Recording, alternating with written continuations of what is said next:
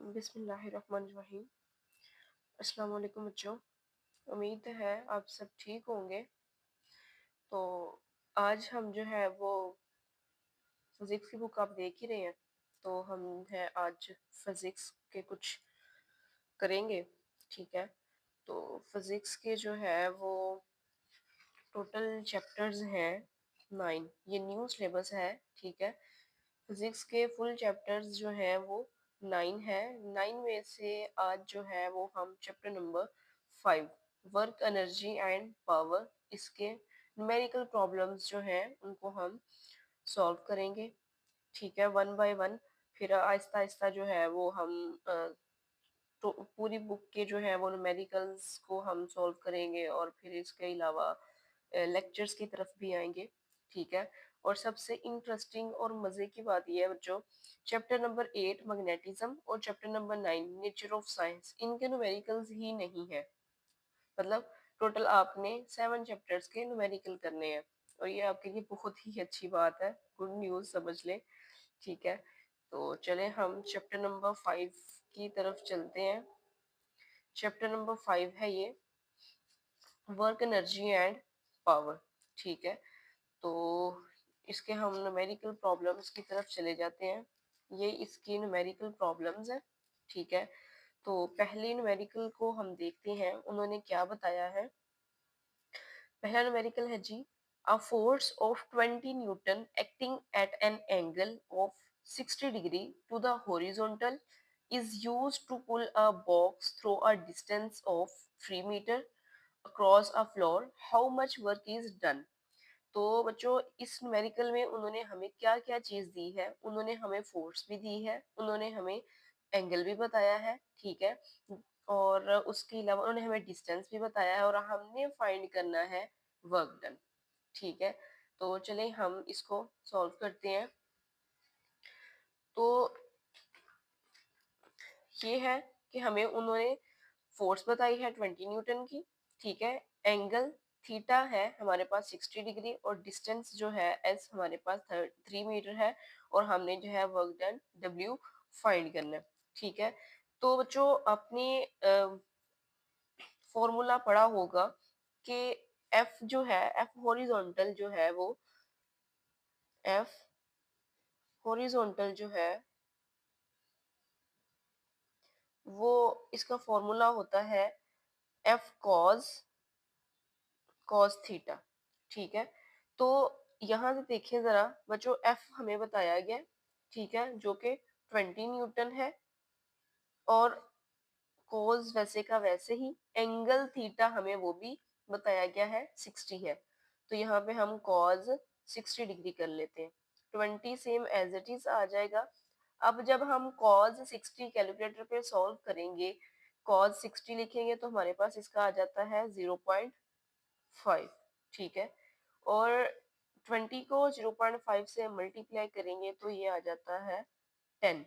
तो हमारे हमने फोर्स को फाइंड कर लिया, ठीक है। फोर्स को हमने फाइंड कर लिया तो फोर्स का यूनिट क्या होता है, न्यूटन। हमने फोर्स को फाइंड क्यों किया, क्योंकि वर्क डन का जो फॉर्मूला है वो, वर्क डन का जो फॉर्मूला है वो हमारे पास होता है एफ एस, ठीक है। तो अगर हमने एस तो हमें मालूम है, ठीक है, वर्क डन हमने फाइंड करना था लेकिन हमें फोर्स मालूम नहीं थी, इसलिए हमने पहले जो है वो फोर्स फाइंड की है। उसके बाद अब हमारे पास फोर्स भी आ गई है और यहाँ पे डिस्टेंस भी हमें गिवन है, ठीक है। तो अब हम इजीली इनकी वैल्यूज पुट करके वर्क डन यहाँ से फाइंड कर सकते हैं। तो फोर्स हमारे पास आई है 10, ठीक है, और डिस्टेंस था हमारे पास 3, ठीक है बच्चों। और 10 को जब हम 3 से मल्टीप्लाई करेंगे तो हमारा जो आंसर है वो आ जाएगा 30। और वर्क डन का जो यूनिट होता है वो हमारे पास होता है जॉल, ठीक है बच्चों, यही इसका आंसर है। नेक्स्ट चलते हैं सेकंड न्यूमेरिकल की तरफ। तो सेकंड न्यूमेरिकल है, a body moves a distance of 5 meter in a straight line under the action of a force of 8 newtons if the work done is 20 joule, find the angle which the force makes with the direction of motion of the body। ठीक है, तो हमने angle find करना है। उन्होंने हमें distance बताया है 5 मीटर और ए फोर्स 8 न्यूटन की बताई है और वर्क डन 20 जूल है और एंगल हमने फाइंड करना है। तो इसको सॉल्व करते हैं।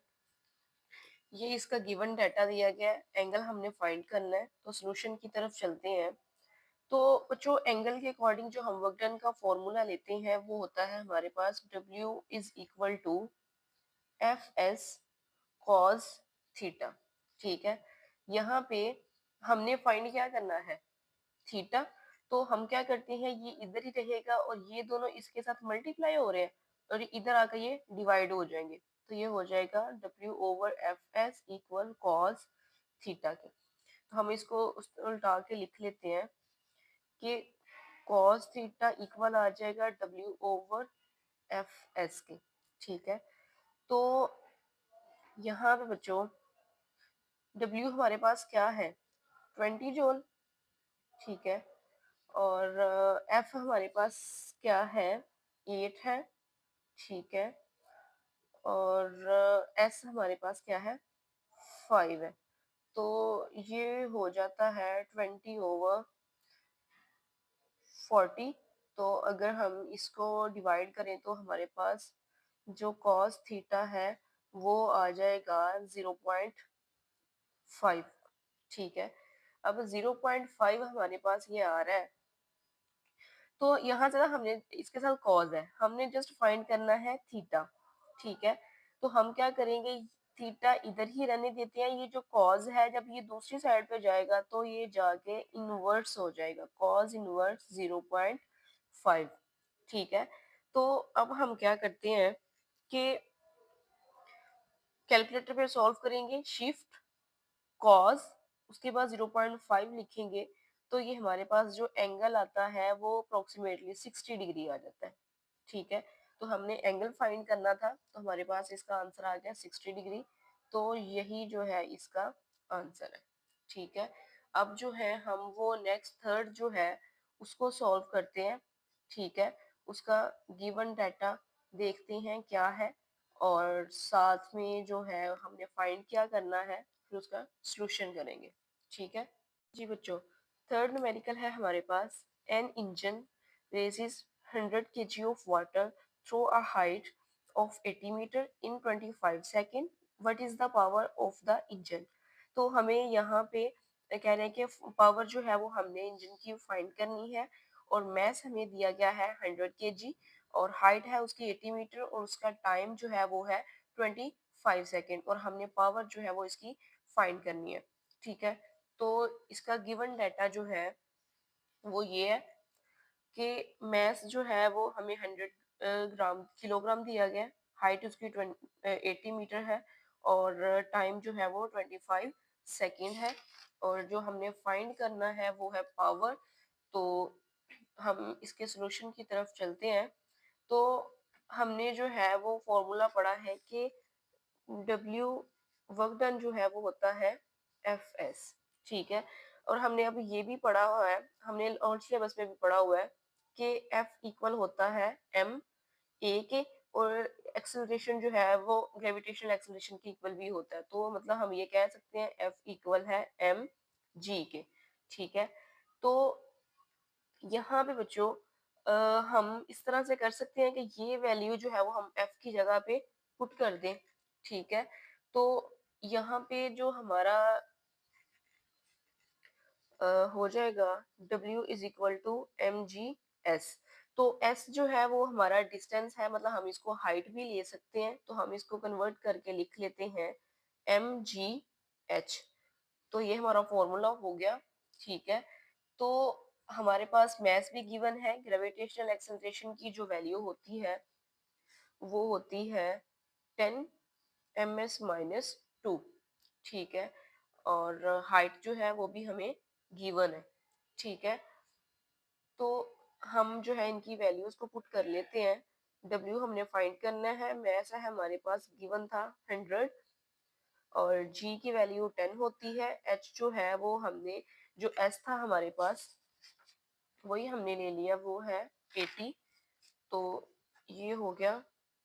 अब हम इन तीनों को 100 को 10 को और 80 को मल्टीप्लाई करेंगे तो ये हमारे पास आ जाता है 80,000 के करीब आ जाएगा। ठीक है। और वर्क डन, इसका यूनिट होता है जॉल। ठीक है। तो हमने फाइंड करनी है पावर। तो पावर का फॉर्मूला होता है W ओवर T, मतलब वर्क डन बाय टाइम होता है। तो इसलिए हमारे पास जो था वो वर्क डन नहीं था, तो हमने वर्क डन पहले फाइंड कर लिया। टाइम हमारे पास गिवन था, तो वर्क डन हमारे पास क्या है इसका, 80,000 को डिवाइड करेंगे 25 पे, तो ये हमारे पास आ जाता है 3200। और पावर का जो यूनिट है वो होता है वाट। ठीक है। तो यही इसका आंसर है। ठीक है बच्चों, उम्मीद है समझ आ गई होगी। नेक्स्ट जो है वो हम न्यूमेरिकल नंबर 4 है वो करते हैं। उसमें देखते हैं उसका गिवन डाटा हमें क्या दिया गया। ठीक है। और फिर हम उसके सोल्यूशन की फाइंड हमने क्या करना है, आगे बढ़ते हैं। जी बच्चों, नेक्स्ट न्यूमेरिकल है 4. A body of mass 20 kg is at rest. A 40 Newton force acts on it for 5 seconds. What is the kinetic energy of the body at the end of this time? हमें given है यहाँ पे, mess भी given है, force given है और time given है। ठीक है। और हमने फाइंड करनी है काइनेटिक एनर्जी। अब उन्होंने ये भी बोला है कि जो मैस है 20 kg का वो रेस्ट पे है। जब भी कोई चीज रेस्ट पे होती है तो उसकी इनिशियल वेलोसिटी क्या होती है, 0 होती है। ठीक है।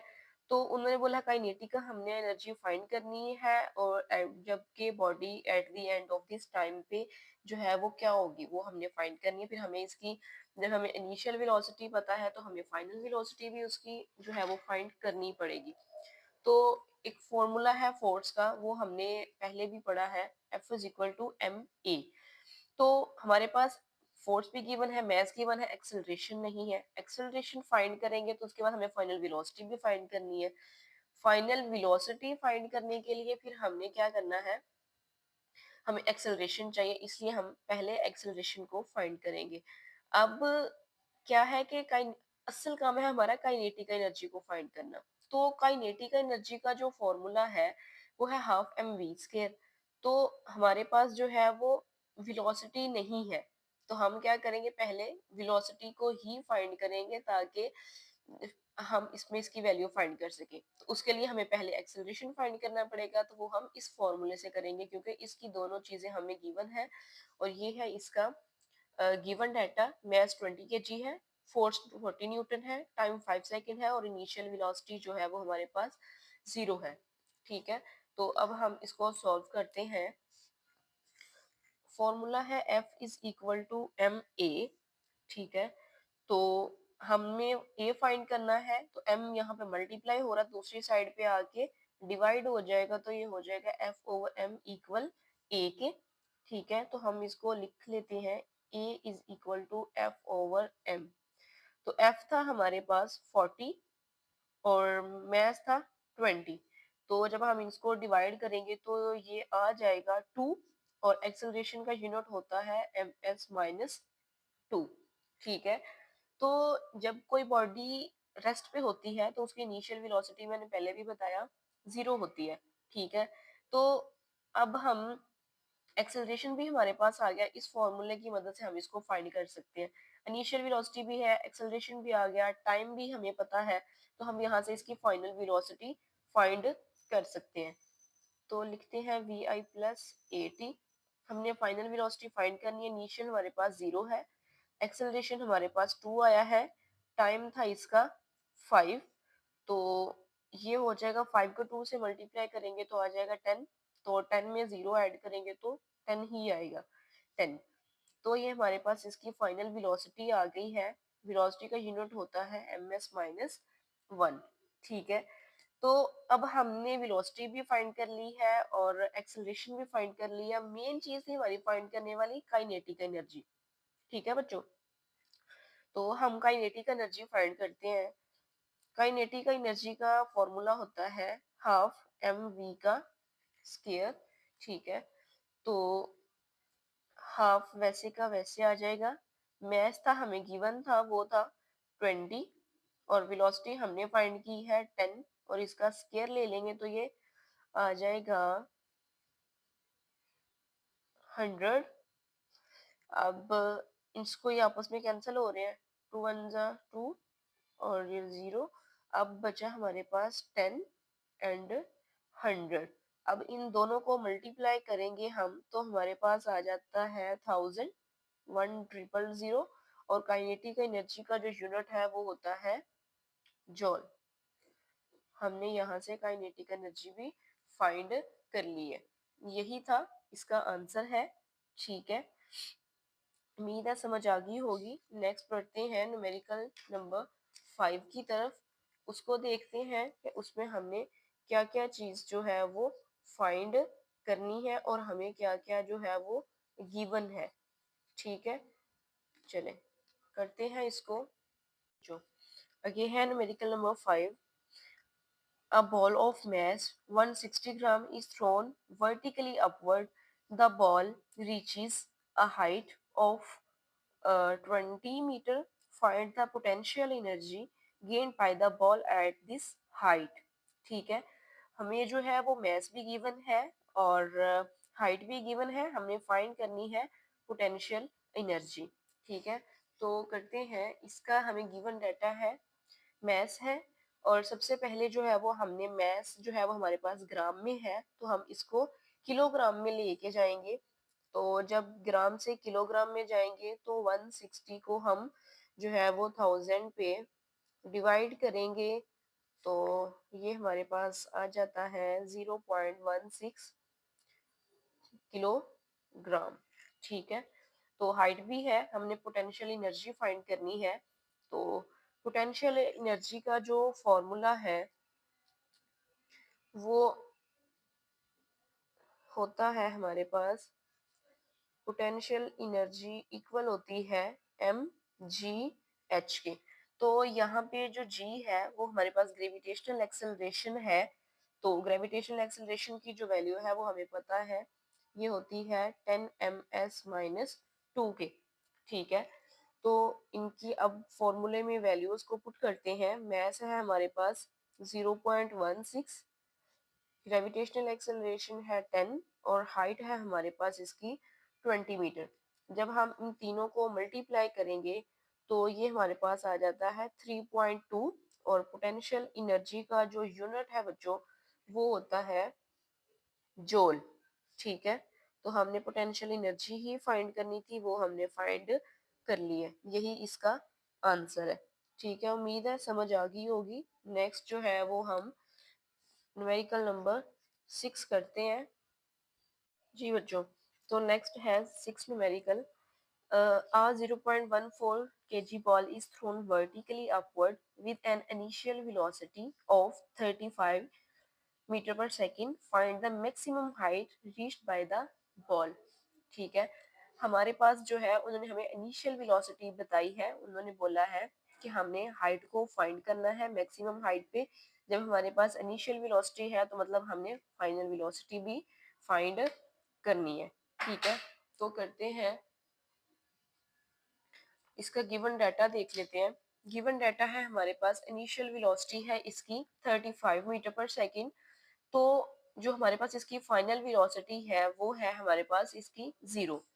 क्योंकि हाइट पे जो है वो इसकी मैक्सिमम हाइट पे इसकी जो फाइनल वेलोसिटी है वो 0 हो गई है।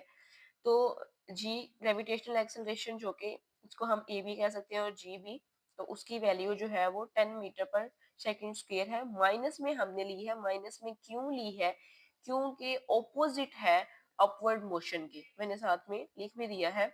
और हमने फाइंड करनी है इसकी हाइट। ठीक है, तो हाइट फाइंड करनी है हमने। तो यहाँ पे एक equation of, 3 equation of motions होती हैं बच्चों। आप तो पढ़ी है पीछे चैप्टर्स में, आपने ओल्ड सिलेबस में भी पढ़ चुके हैं उनका किस तरह से वो फाइंड करते हैं। तो इक्वेशन ऑफ मोशन का हम यूज करेंगे। ये है 2as इक्वल है वी एफ का स्केयर और वी आई का स्क्वायर।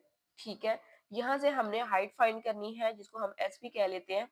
ठीक है, तो एस फाइंड करेंगे, इसके साथ जो 2a है वो यहाँ पे मल्टीप्लाई हो रहा है, जब ये दूसरी साइड पे आएगा तो यहाँ पे आके डिवाइड होगा। ठीक है, तो इसको करते हैं, एस इसी साइड पे रह जाएगा। ठीक है, तो यहाँ पे बचेगा वी एफ का स्क्वायर माइनस वी आई का स्क्वायर ओवर 2a के। ठीक है, तो वी एफ हमें पता है 0 है, 0 का स्क्वायर माइनस वी आई है हमारे पास 35 का स्क्वायर कर लेंगे और 2, और ये हमें पता है माइनस 10 है। ठीक है, 0 का स्क्वायर लेंगे 0 ही आ जाएगा, तो 35 का लेंगे तो ये हमारे पास आ जाएगा 1225। ठीक है, अब हम इनको मल्टीप्लाई करते हैं तो इसके साथ प्लस है, प्लस माइनस माइनस, 2 को 10 से मल्टीप्लाई किया तो 20 आ गया, तो यहाँ से 0 माइनस करेंगे तो वही वाला आंसर आएगा ओवर 20। ये माइनस माइनस से कैंसिल हो गया। ठीक है, तो अब 225 को जब हम 20 पे डिवाइड करेंगे तो हमारे पास इसका आंसर आ जाता है 61.25, और जो है हाइट जो है वो उसका यूनिट होता है मीटर। ठीक है, तो यही हमने फाइंड करना था, वो हमने इसका फाइंड कर लिया, यही इसका आंसर है। ठीक है बच्चों।